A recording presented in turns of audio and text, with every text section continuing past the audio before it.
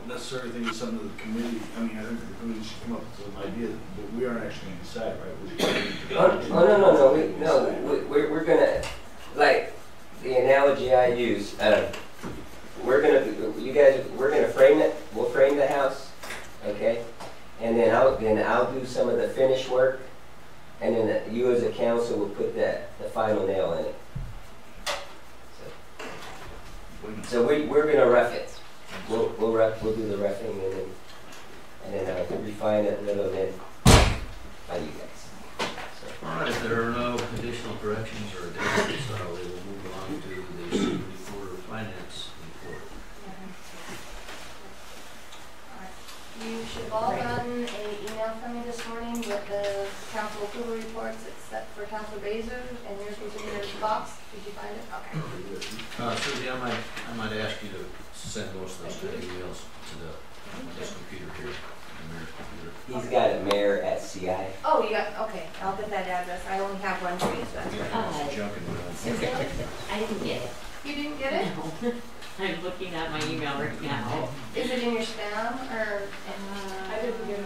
You were in. I did. It was this morning, and it all went out at the same time to everybody. I got it.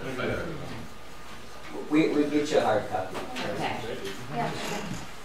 You might check your junk box because it did go to everybody at the same time. All right. For our cash position as of 4/4/2013, the total available in the Sayusla Valley Bank, the general account, which encompasses all the different funds, is $591,836.84. The SAFER grant has $20,141.52. The ambulance account has $85,419.89. The municipal court account has $62,354.73. That's a total of $759,752.98. The LGIP, which the statement for March is attached to the second sheet, has a balance of $259,033.15. The only action in the LGIP was the interest, and then there's a $10 maintenance fee that they have in that account. That was the only action for the last month. There probably will be another deposit, hopefully this month. It may not come until May due to the library because we have a couple of final things to take care of that. On another note, I finished the reconciliation of the Secret Millionaire Fund.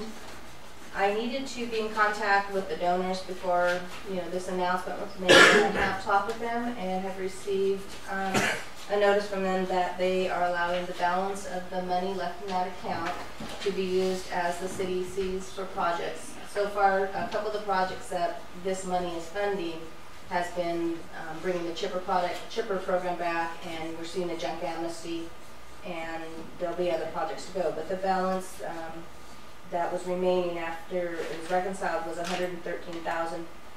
Gotta put my glasses back on. $113,419.20, and that takes care of the accounting for that particular portion of it. On another note, the library, we are in the final stages of closing out the grant for the library. We posted in Spanish and in English. I did have one comment back about why do we have to post in Spanish. If any of you are interested, when they do surveys and get a census, people mark a box of their ethnicity, or and enough people check the box that was Hispanic or Hispanic origin that it put us at 5%. That doesn't mean that 5% of our population speaks only Spanish. It means 5 over 5 is 5.3% actually that check that box. Because of that, the terms of the grant that we agreed to abide by say that we have to publish this final notice in Spanish as well as in English. So it was done twice in the Dead Mountain Echo because that was their rules. And I did, because of the expense, I did ask them, and I told them not everyone of that 5% speaks Spanish. Some of them only speak English, but this is their rule, therefore we published. Part of the process is for me to give you a little bit of an oversight of the grant. The city applied and received an $800,000 grant in September of 2010 from the Oregon Business Development Department. That's also known as an OBBD grant. from the Infrastructure Finance Authority, which is the IFA, if anybody has been wondering about those little numbers out there on the sign. The design and engineering was carried out by Kerr McLeod, Eval Med-Ed. And the grant administration, environmental review, and labor standards monitoring was carried out by Lane Council of Governments and by the city staff. The city met all of their pre-construction requirements. The city received 10 bids and selected the lowest bidder, which is Prince Construction, and that occurred in December of 2011. Construction was completed in March of this year. City is completing the administrative closeout process, which is required by the state for us to do this. And we now have a 3,200 square foot library, and some of the features in that library are solar panels. We have ADA accessibility to the library. We have a much larger collection of books, audiobooks, DVDs. We have 3 public access computers. We have a Wi-Fi service over there that is free for anybody who wants to walk in. There's free ebook downloads that are available to anybody who wants to go in and use the library. We have community-wide access, which meaning that anyone in the community can go in and use that library, use the computers, use the Wi-Fi. It's a far more comfortable area. It's air conditioned in the summer, it's heated in the winter, and it stays at a nice temperature. It's brighter. There's a wonderful children's area over there that has been used a lot. We can actually see happy little people over there from the city hall windows, which is kind of nice. We have an increase in volunteers. We now have 12 volunteers over in the library. There is an interlibrary loan service that is up and running, and one of the biggest things that I was talking to Tina about that I thought was really amazing is the usage of our library has doubled since the library has opened. All right, and does anybody have any questions on that? And there was also a point, if there's any public comment about the library, this would be a chance for somebody to speak, but I imagine they would have had to sign up, so. Okay. And that's what I have for my report. Thanks, Joe. Anything else from council for the city reporter? All right, moving right along then, 6.3 strategic plan. All right, as Mr. Affa and Councilor Cody were speaking to earlier, is a 5 to 10 year strategic plan that the city is embarking on, and as I stated earlier, citizen comment is going to be extremely important in regards to that. All we did is got the ball rolling with some different parameters to work within. The next step is going to be is the citizens looking at what we're presenting and giving their 2 cents on the different areas that we covered. So we've covered everything from infrastructure, be it sewer, water, rolling stock, the big vehicles, those kind of things, fire department, I mean, the whole city, so citywide. So hopefully in, let's see here, that there will be a community meeting on May 9th, and that's when the facilitator will be taking a lot of input from the community. We will be there also, but not acting in our capacity. We'll be sitting out in the audience with everybody else. Okay, that's what the facilitator will be there, asking questions and presenting what we've given them so far today. So I think it's going to be an excellent process, as Councilor Cooley stated, and we also put out surveys in your water bills, and this week we're going to be putting surveys out in different locations. We're a little behind, but we'll get surveys out like at Ray's and other places. We're just trying to put together the right box for people to drop these surveys in. And you can also go to our website and SurveyMonkey. For those of you who don't want to use a piece of paper, just go to our website, click on that link to include the young folks there. We would appreciate your input on the survey. Okay, and ask your friends to do the same thing. Go to that survey, let us know what you think we should do or not do in regards to about 11 questions that are there. So that's all I had. I just wanted to give an update to the community on what we're doing with the strategic plan. Councilor Coyle. As far as our participation in this, you say city funds $1,300, are we going to pay that from general fund, or are you going to do RTMP or TRT or TRT? At this point, I'm looking at TRT. Because we are tying tourism into this. Right. And it is one of the pieces of the strategic plan, so absolutely TRT. Yeah. Alrighty. So like everybody else, I'm excited to see this process finally launching. I've been trying to get it done for 3 years, and glad to see we're jumping into it. Yeah. All right, appoint budget committee members. I might make a point at this point. This is not the process that we usually use to appoint people. We usually have done a different process now. However, we got a however in there. However, two of these people are renewals, and one of these peoples we don't know. So it's kind of ridiculous to make them stand up and tell them a little bit about themselves and why they want to be on a budget committee and so forth, and we already know why they want to be on the budget committee. So let's go ahead with that. I think we ought to make them stand up. One of them's not even here. I don't know who Joey Baker is. Julie, you want to stand up? Tell us a little about yourself, why you want to be on a budget committee, why you want that kind of money. I'm just kidding. Why I want that kind of what? Did you say? The jury will strike that. I'm Jolie Baker. Do you need my address? 76326 Clone Road, here in Oakridge. And I've been here for about 7 years. I'd like to be on the budget committee just because I want to get involved with the community. Help out, put my 2 cents worth in, so to speak. Good at math, good at budget, all that kind of stuff. Tell us where you work. And I work at the dump. I'm the dump lady now. So now that Sandy is retired, so I work up there. Good. Got a local dump lady, another local dump lady. Put it that way. Mr. Mayor? No, Mr. Mayor. She spoke first. Good first.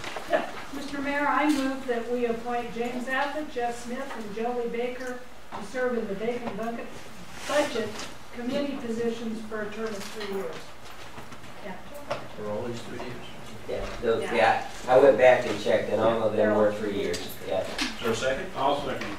Moved by Councilor Clark, seconded by Councilor Fortune to appoint 3 people, those 3 people, for 3-year terms on the budget committee. Any discussion? Hearing none, call the vote. Councilor Biggerstaff, Aye. Mayor Shorey, Aye. Councilor Slaven, Aye. Councilor Fortune, Aye. Councilor Coe, Aye. Councilor Baszler,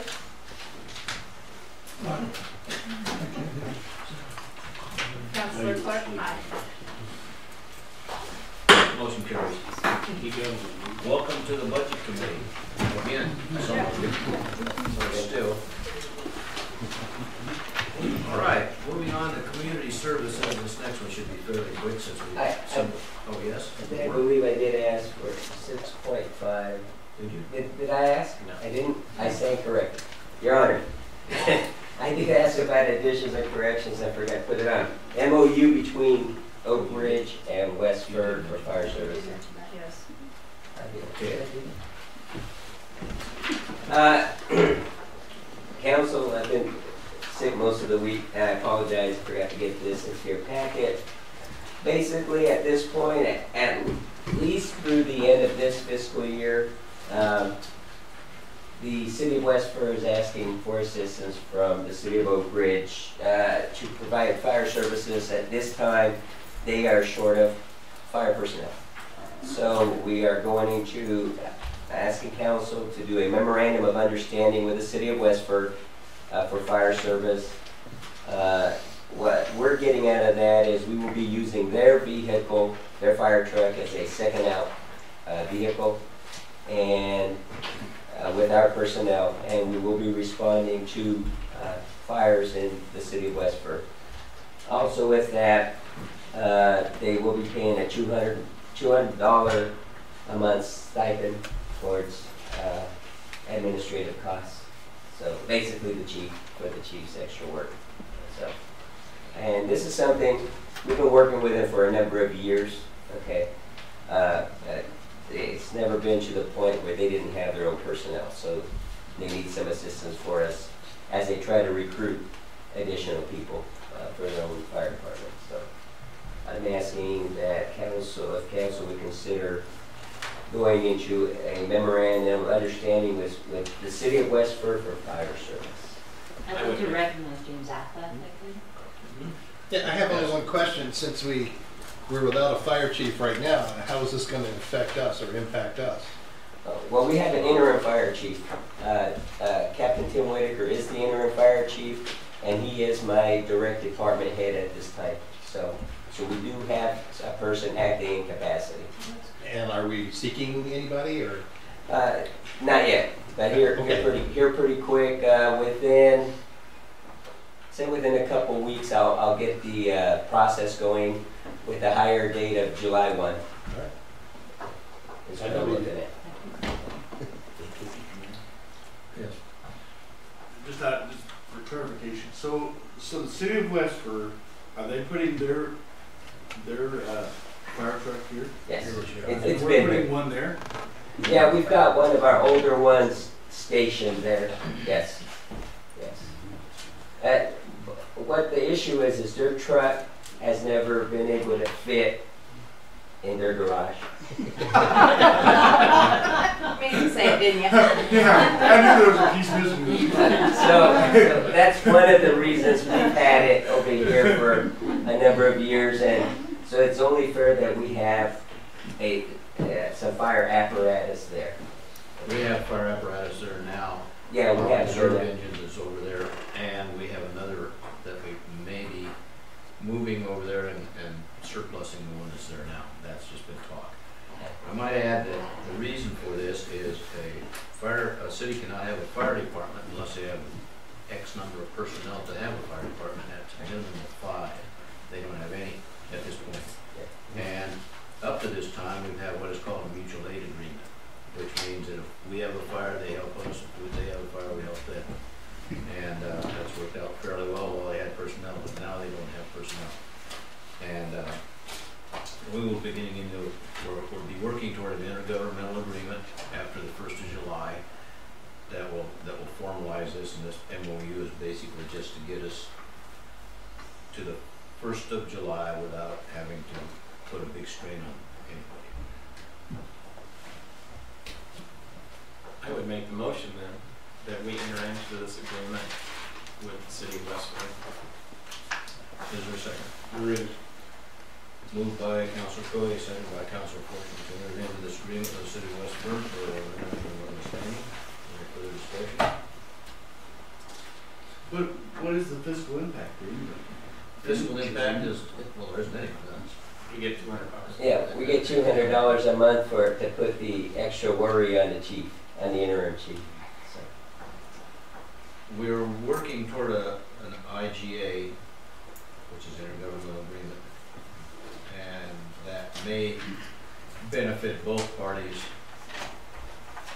either by moving their equipment into our ownership or something of that nature. That's all way out there yet. And I think I brought this up to you before, but has Oakridge and Westford ever talked about, or has Oakridge ever talked about annexing Westford? Well, I talk about it all the time. Well, let's just do it. And they're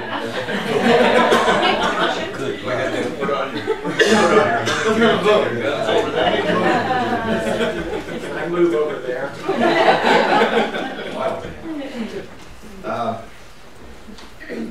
That actually, that isn't as far out there as you may think, because there's the population of Westford is declining, and the tax base is still the same. They're in compression right now in taxes. When you have fuel paid people paying. Not quite, Your Honor. They're at $9.35. So That's in the some same as compression, the they same get as 10 compression. cents. So. When you get within 70 cents. So yeah, that probably going to be discussed in the future. I'm not sure how that's going to go. Anyway, any other discussion? All right, hearing none. Motion. Councilor Baseman? Councilor Slavin? Aye. Councilor Biggerstaff? Aye. Councilor Clark? Aye. Councilor Coe? Aye. Councilor Fortune? Mayor Shorey? Aye. Motion carries. Okey dokey. All right. And now we can move to community